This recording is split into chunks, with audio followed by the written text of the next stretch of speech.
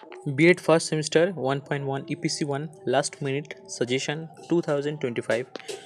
तो चलो, group A 2 into 5 equal to 10. Number 1, decoding কি? নাম্বার 2, নিবিষ্ট পাঠের দুটি উপকারিতা উল্লেখ করুন। নাম্বার 3, পাঠ্যক্রম জুড়ে পঠন কি? নাম্বার 4, ক্ষেত্র টিকা কি? নাম্বার 5, পঠন পটুত্ব কি? নাম্বার 6, অধিগত জ্ঞান কথার অর্থ কি? নাম্বার 7, সরব পাঠের দুটি সুবিধা লিখুন।